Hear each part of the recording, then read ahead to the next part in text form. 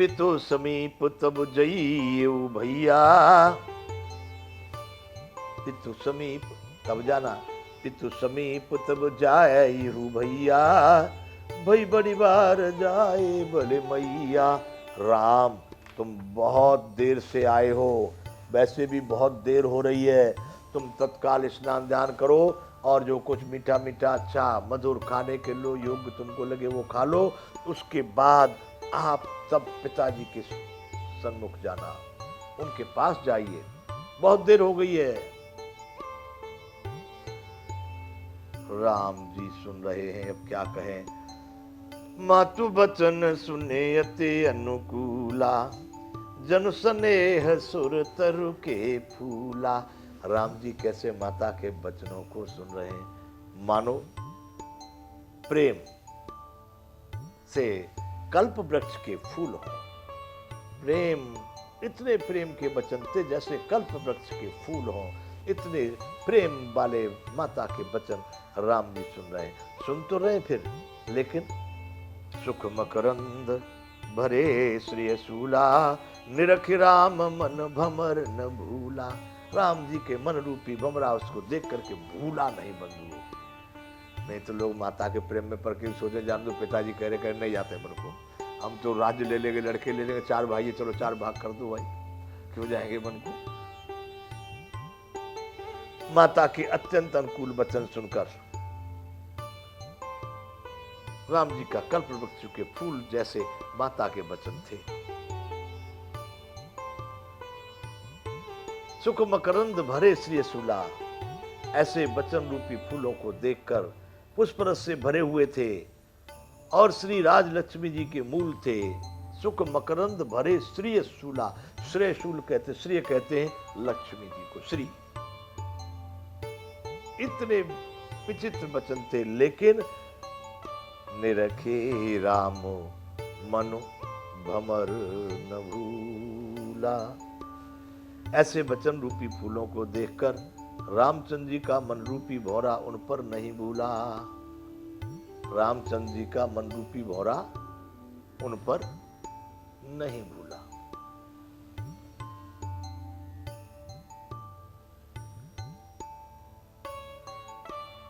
राम राम राम राम, अर्थात उन वचनों में कुछ भी नहीं पड़ा। मीठे मीठे वचन माता के सारे, इतना करुणा माता की देखकर भी राम जी का मन, क्योंकि राम बड़े कर्तव्य प्रधान थे, वो नहीं भूले। धर्म धुरी न धर्म गति जानी, कहे मात सन अति मृदुवानी। बड़ा धर्म के धुरी को धारण करने वाले राम धर्म की गति को जानकर अपनी माता से बड़ी मीठी वाणी बोले, बड़ी मीठी वाणी बोले। क्या कहने लगे, पिता दीन मोहि कानन राजू, जहां सब भांति मोर बड़ काजू। पिता ने मुझको वन का राज्य दिया है, जहां पर सभी प्रकार से मेरा बड़ा काज होने वाला है। पिता दीन मोहि कानन राजू, जहां सब भांति मोर बड़ काजू। मेरा माता बहुत बड़ा कार्य है, वहां वन में मुझे पिता ने वहां का राज दे दिया है।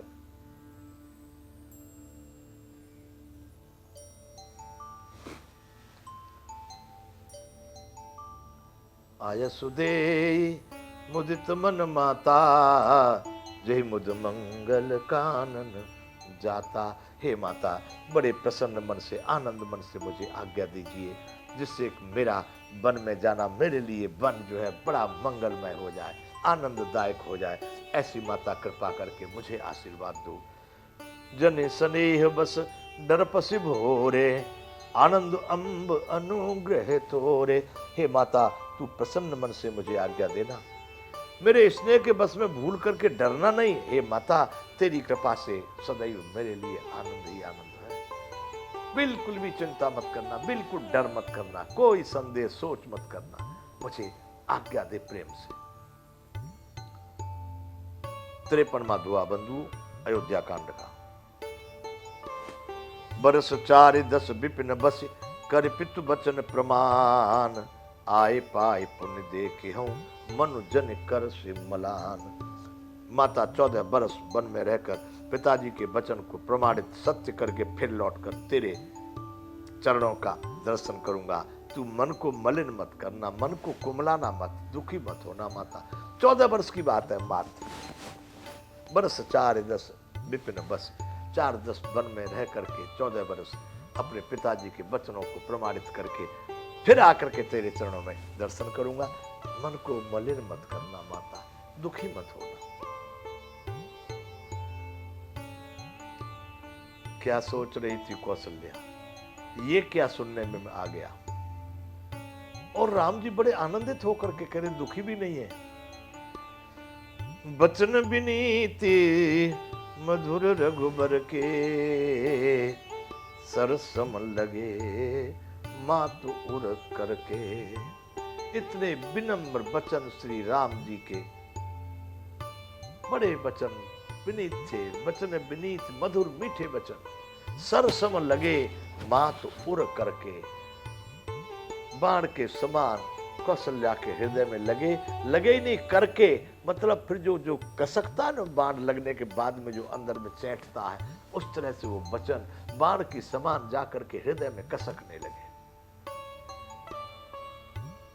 रघुकुल से श्री राम माता के हृदय में बाण के समान लगे, बड़े कसकसा रहे हैं।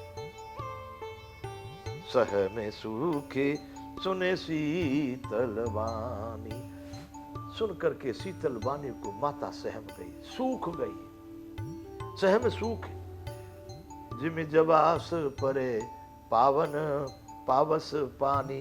एक जवासा होता है बंधु, जरवासा बोलते उसको। गर्मी के दिन में जितना बरसात कम होगी, गर्मी भयानक पड़ रही होगी जब मई जून के महीने में, उस समय पर वो बिल्कुल हरा होगा, लाल, उस पर फूल आता है और सफेद जैसे रंग की फली आती है, उस पर कांटा होता है। वो जरवासा गर्मियों में बहुत फलता फूलता, जैसे ही बरसात पड़े तो वो जरवासा जो सूख जाता है,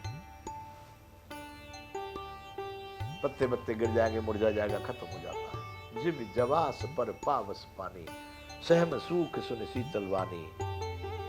उस शीतल वाणी को सुनकर कौशल्या वैसे ही सहम कर सूख गई, जैसे बरसात का पानी पड़ने से जवासा सूख जाता है।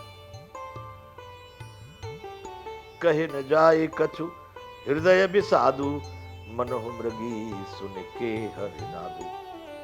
कह नहीं सकती अपने हृदय के उस दुख को, उस विषाद को, जैसे कोई मृगी शेर की आवाज सुन ले जोर से। अब वो भागने को किधर को जाए, इधर से पकड़ेगा, इधर से पकड़ेगा, किधर जाएगा। मृगी जो है जिस तरह से केहर यानी शेर की आवाज को सुन करके जिस तरह से व्याकुल होती है, वैसे कौशल्या माता राम जी की उस बात को सुन करके बड़ी विषाद ग्रसित हो गई। नयन सजल तन थर थर कांपी, आंखों में से आंसू चलने लगे, सारा शरीर थर थर कांपने लगा, जैसे किसी भी बड़ी दुर्घटना को देख करके व्यक्ति कांपने लगता है। नैन सजल तन थर थर कांपी, माज ही खाए मीन जनो मापी।